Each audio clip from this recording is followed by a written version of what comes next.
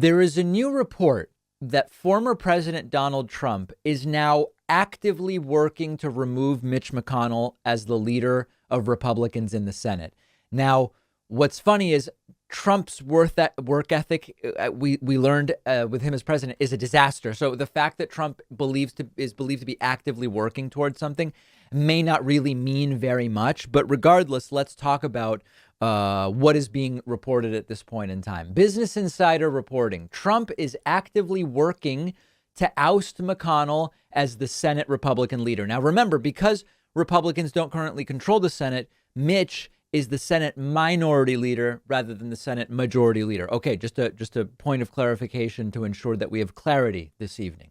Former President Donald Trump has spoken recently with Republican senators and political allies about ousting Minority Leader Mitch McConnell from leadership and is gauging whether there's any interest among lawmakers for a possible challenge, according to the Wall Street Journal. There appears to be little support for such a drastic move, according to the report, but Trump's actions could potentially morph into a larger issue for the party, especially as the Kentucky Republican hopes to regain the Senate majority in the 2022 midterm elections, and the former president continues to float a potential 2024 bid. So you have these two factors coming together. You have Republicans want the Senate back in 22, and there doesn't seem to be much of an appetite from the base to remove Mitch McConnell as the leader. On the other hand, Donald Trump is thinking about a run in 2024. Mitch McConnell, at least over the last 9 months, has not been a particularly big friend to Trumpism. And you have this conflict. Which way are they more likely to go? While Trump and McConnell worked together to fill scores of federal court vacancies and with conservative jurists, along with passing the Tax Cuts and Jobs Act and other Republican priorities, Trump's intransigence in accepting his election loss to now President Joe Biden and the January 6th Capitol riot deeply strained the relationship between the two men. That's sort of an understatement in the sense that at every rally Trump has done recently, which we've covered just about all of them, he actively goes after Mitch McConnell and so-called rhinos and talks about how bad actually Mitch McConnell has been. Rarely, let me put it a different way. I don't want to say rarely. I don't remember even a single instance of a current or former Republican president being this hostile to a Republican Senate leader. It's not even that it's rare. I just don't remember any other instance. I'm glad to be reminded of one if you're aware of one. The article goes on to say after Trump's second Senate impeachment trial for incitement of insurrection for his role in the riot, McConnell declined to find the president guilty, but sharply rebuked him on the Senate floor. Later, McConnell said he would support Trump in 24 if he were the nominee, but Trump has not forgiven the minority leader for his speech. Trump has continued to needle McConnell in the press. He recently took the minority leader to task for backing the $1.2 trillion bipartisan infrastructure package that passed the Senate last month, calling the legislation a disgrace. Trump saying, quote, if Mitch McConnell was smart, which we've seen no evidence of, he would use the debt ceiling card to negotiate a good infrastructure package. We'll actually talk a little bit about that on the bonus show today as well.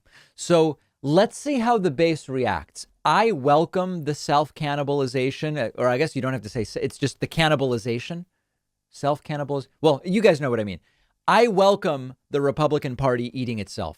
So far, the base, which supports Trump, has certainly cheered on Trump's attacks on other Republicans, at least as at rallies. But a lot of those rally goers are confused by what's going on. They don't know, left is down, whatever. They don't know what's going on. They would probably cheer whatever Trump says. It's not clear they actually are understanding what they're doing.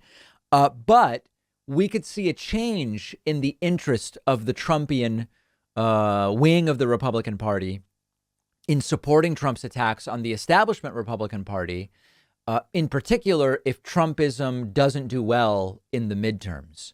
In terms of ousting McConnell was just reelected in 2020. He's there until 2026.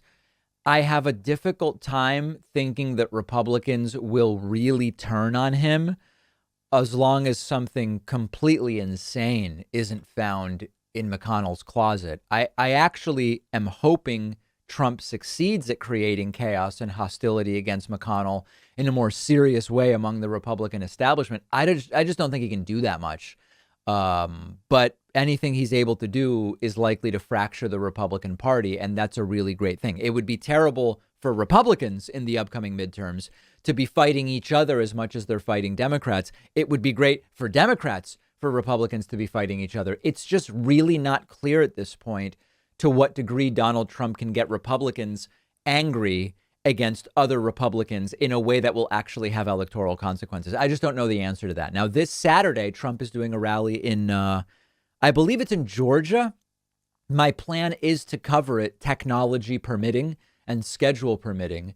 We will see to what degree Trump attacks Republicans. And the location of this rally in Georgia is actually very important. Donald Trump, we talked yesterday, just released this letter written to officials in Georgia, all Republicans, remember, demanding that the rightful winner of the 2020 presidential election in Georgia be announced. Trump means himself by saying that.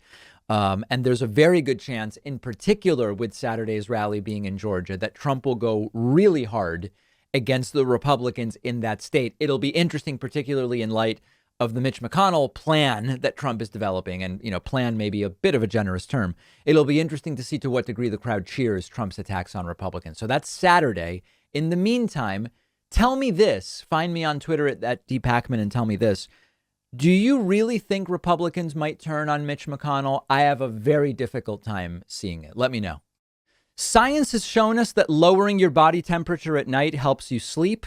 I can't sleep in a hot room. That's why I love our sponsor, Chili Sleep, which makes customizable climate-controlled sleep solutions to sleep better. Their flagship products are the Uller sleep system and the Cube sleep system, which is what I have. Both are hydro-powered, temperature-controlled luxury mattress pads. You can make them as cold as 55 degrees Fahrenheit. If you wanted, you could go as hot as 115 degrees. I like the cooler option. I keep mine at 60 degrees, and it gives me a great cool night of sleep. No feeling hot, no more sweating. I'm falling asleep faster, and it pairs perfectly with Chili Sleep's weighted Chili Blanket, which keeps you cold on top, too. They'll give you 20% off everything when you go to chilisleep.com/Pacman. The link is right underneath this video.